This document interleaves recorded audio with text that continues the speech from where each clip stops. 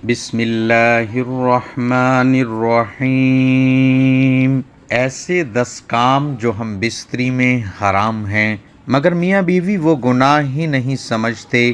تقریباً ہر گھر میں یہ کام بڑے شوق سے کیا جاتا ہے۔ تمام حضرات سے گزارش ہے کہ ویڈیو کو اینڈ تک ضرور دیکھیے گا۔ محترم ناظرین، 10 کام جو ہم بستری میں حرام ہیں مگر میاں بیوی ان کو گناہ ہی نہیں سمجھتے۔ تقریباً ہر گھر میں یہ کام بڑے شوق سے کیا جاتا ہے۔ میاں بیوی کے تعلقات میں کچھ ایسے کام ہیں جن کو ہم معمولی سمجھتے ہیں، جو شریعت میں سنگین جرم ہیں۔ کبھی کبھار لگتا ہے کہ یہ بے حیائی کی باتیں ہیں۔ یہ بے حیائی نہیں ہے، یہ شریعت کا علم ہے۔ ہاں، اگر ہم اس طرح کی باتیں اپنی خواہش کے مطابق کریں تو یہ بے حیائی ہے۔ ایک شخص حضور صلی اللہ علیہ وآلہ وسلم کی خدمت میں حاضر ہوا اور کہا، حضرت مجھے کسی شخص نے بتایا کہ اپنی بیوی کے ساتھ صحبت کرنے سے 40,000 سال کی عبادت کا ثواب ملتا ہے۔ برائے مہربانی بتائیے کیا یہ بات صحیح ہے؟ یہ حدیث نظروں سے نہیں گزری، البتہ حدیث میں ثواب کا ذکر ہے۔ محترم ناظرین، 10 ایسے کام جو ہم بستری میں حرام ہیں مگر میاں بیوی ان گناہ کو گناہ نہیں سمجھتی۔ ناظرین، پہلا گناہ جس کو میاں بیوی کے تعلقات میں معمولی سمجھا جاتا ہے کہ اپنے نزدیک آنے سے انکار کرنا۔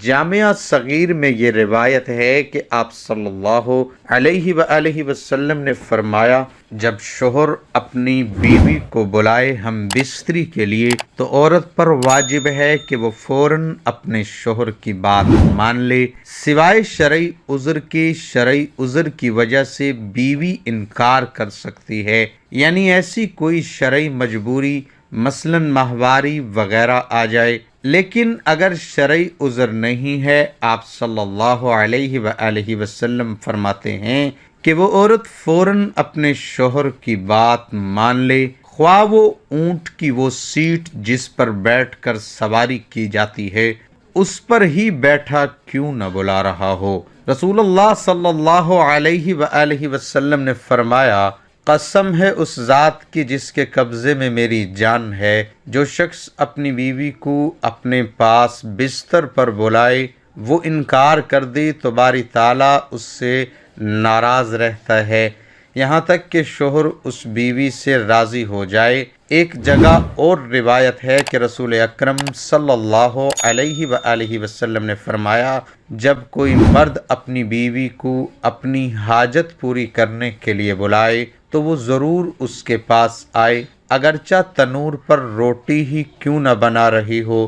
اس معاملے کو جو خواتین جو اپنے شوہر کو حق دینا چاہتی ہیں وہ اس بات کو مد نظر رکھیں کہ جب اس معاملے میں کوتاہی ہوتی ہے تو انسان دوسری جگہ اپنی خواہش پوری کرنے جاتا ہے اور یہ بات بھی بیوی برداشت نہیں کر سکتی، اس لیے شریعت نے اس معاملے کی اہمیت بیان کی ہے۔ دوسری روایت صحیح بخاری کی ہے کہ آپ صلی اللہ علیہ وآلہ وسلم نے فرمایا، جب شوہر اپنی بیوی کو ہم بستری کے لیے بلائے اور بیوی انکار کر دے اور شوہر اپنی بیوی سے ناراضگی کی حالت میں سو جائے تو جب تک وہ ناراضگی کی حالت میں سوتا رہے گا فرشتے بیوی پر لعنت بھیجتے رہیں گے۔ ناظرین، اس حدیث میں 2 باتیں ہیں۔ نمبر 1، عورت کا انکار کرنا بغیر کسی شرعی عذر کے ہو۔ نمبر 2، عورت کے انکار کرنے کی وجہ سے شوہر ناراض ہو جائے اور ناراضگی ہی میں پوری رات گزارے۔ لہذا نتیجے کے طور پر یہ بات معلوم ہوئی ہے کہ اگر عذر بیماری، تکلیف، ماہواری وغیرہ کی وجہ سے انکار کرے گی تو مذکورہ وعید اس کے لیے نہیں ہے۔ نیز بہلا کر پیار محبت سے اس کا ذہن دوسری طرف متوجہ کر دے جس میں انکار بھی نہ پایا جائے اور اپنا منشا بھی پورا کر لے تو یہ بھی وعید میں داخل نہیں ہے۔ دوسرا گناہ میاں بیوی کے تعلقات میں جس کو معمولی سمجھا جاتا ہے جبکہ شریعت میں اس کا اتنا سخت گناہ ہے، وہ یہ ہے کہ عورت کا بغیر کسی عذر کے شوہر سے طلاق کا مطالبہ کرنا۔ حدیث مبارکہ میں ہے کہ جو عورت بغیر کسی شرعی وجہ کے شوہر سے طلاق مطالبہ کرے اس پر جنت حرام ہے۔ ایک اور حدیث میں ہے کہ جب عورت بغیر کسی وجہ کی اپنے شوہر کے بستر سے علیحدہ ہو کر رات گزارتی ہے تو جب تک وہ عورت شوہر کی طرف واپس نہ آ جائے فرشتے اس پر لعنت کرتے رہتے ہیں۔ فرما بردار بیوی کو بشارت دیتے ہوئے فرمایا گیا ہے کہ جس عورت نے اپنی پاکی کے دنوں میں پابندی کے ساتھ 5 وقت کی نماز پڑھی، رمضان کے ادا اور قضا روزے رکھے، اپنی شرمگاہ کی حفاظت کی اور اپنے خاوند کی فرما برداری کی تو اس عورت کے لیے بشارت ہے کہ وہ جس دروازے سے چاہے جنت میں داخل ہو جائے۔ صحیح جامعہ صغیرہ میں روایت ہے کہ آپ صلی اللہ علیہ وآلہ وسلم نے فرمایا، بغیر عذر کے خلا لینے والیاں اور اپنے شوہر سے چھٹکارا حاصل کرنے والیاں، گھر اجاڑنے والیاں، یہ اس امت کی منافق ہیں۔ دوسری روایت میں فرمایا، جس عورت نے بغیر کسی سبب کے اپنے خاوند سے طلاق طلب کی اس پر جہنم واجب ہو جائے گی اور وہ جنت کی خوشبو بھی نہیں سونگے گی۔ تیسرا گناہ جو میاں بیوی کے تعلقات میں عام طور پر ہوتا ہے اور اس کو معمولی سمجھا جاتا ہے وہ یہ ہے کہ حیض کی حالت میں اپنی بیوی سے ہم بستری کرنا۔ حیض سے کیا مراد ہے؟ ہر مہینے عورت کو مخصوص دنوں میں مخصوص جگہ سے خون کا جاری ہونا یہ حیض کہلاتا ہے۔ عورتیں اس سے بخوبی واقف ہوں گی۔ چوتھا، وہ جو غیر فطری طریقہ سے یعنی پیچھے سے پخانے والی جگہ صحبت کرنا۔ آپ صلی اللہ علیہ وآلہ وسلم نے فرمایا، جامعہ ترمذی کی یہ روایت ہے، جس شخص نے حیض والی عورت سے ہم بستری کی یا عورت کے پیچھے جمع کیا تو وہ شریعت کا منکر ہے، اس نے شریعت کا انکار کیا۔ جس نے یہ عمل کیا اس کے لیے شریعت نے کفارے کا حکم دیا ہے اور یہ بہت سنگین جرم ہے، اس کو لوگ سمجھ ہی نہیں پا رہے۔ پانچواں گناہ میاں بیوی کے تعلقات میں جس کو معمولی سمجھا جاتا ہے وہ یہ ہے کہ کسی غیر محرم عورت کے ساتھ اکیلے میں ملاقات کرنا اور کسی غیر محرم عورت سے ہاتھ ملانا یہ بہت سخت گناہ ہے۔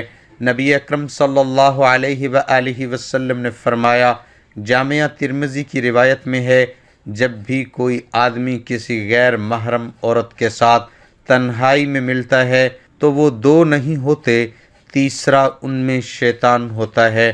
اور آپ صلی اللہ علیہ وآلہ وسلم نے فرمایا، تم میں سے کسی شخص کے لیے کیل اپنے سر میں ٹھوک لینا زیادہ بہتر ہے بجائے اس کے کہ وہ کسی غیر محرم عورت کو چھوئے۔ اور ہمارے ہاں یہ المیہ ہے کہ چھونا تو ایک معمولی بات ہے، جہاں طاقت ہو پورا ہاتھ ملایا جاتا ہے۔ ایک بار ایک خاتون جس کو شریعت کا علم نہیں تھا وہ نابینا آپ صلی اللہ علیہ وآلہ وسلم سے بیعت لینے آئی اور آپ صلی اللہ علیہ وآلہ وسلم کے آگے اپنا ہاتھ بڑھایا تو آپ صلی اللہ علیہ وآلہ وسلم نے فوراً اپنے ہاتھ پیچھے کر لیے اور فرمایا، محمد صلی اللہ علیہ وآلہ وسلم کسی عورت کے ننگے ہاتھ کو دیکھنا بھی پسند نہیں کرتے، اور آپ صلی اللہ علیہ وآلہ وسلم نے چہرہ مبارک پھیر لیا۔ نمبر 6، ہم بستری کا اسلامی طریقہ کیا ہے؟ نیز اس حالت میں نہ منہ قبلے کی طرف ہو اور نہ پیٹھ۔ اب عورت چت لیٹے اور مرد اکڑوں بیٹھے اور بوسو کنار اور ملابت سے شروع کرے اور اسے متوجہ پائے تو دعا پڑھے اور آغاز کرے اور فارغ ہونے کے بعد فوراً جدا نہ ہو بلکہ عورت کی حاجت پوری ہونے کا بھی لحاظ رکھے۔ نمبر 7، شرعی اعتبار سے بیوی جس طرح چاہے صحبت کر سکتی ہیں، کھڑے ہو کر، بیٹھ کر، لیٹ کر، آگے کی طرف سے، پیچھے کی طرف سے، اگلی شرمگاہ میں، مرد اوپر ہو اور عورت نیچے، یا اس کے برعکس جس سب طرح بیوی سے صحبت کرنا جائز و درست ہے، البتہ پچھلی شرمگاہ پاخانے کے مقام میں صحبت کرنا جائز نہیں، حرام ہے۔ نمبر 8، جمع کا بہترین طریقہ اور جمع میں بہتر طریقہ یہ ہے کہ عورت نیچے ہو اور مرد اوپر، اگرچہ اس کے برعکس بھی جائز ہے، اور اگر مرد عورت سے پہلے فارغ ہو جائے تو اسے عورت کے فارغ ہونے تک برابر مشغول رہنا چاہیے، ہٹنا نہیں چاہیے۔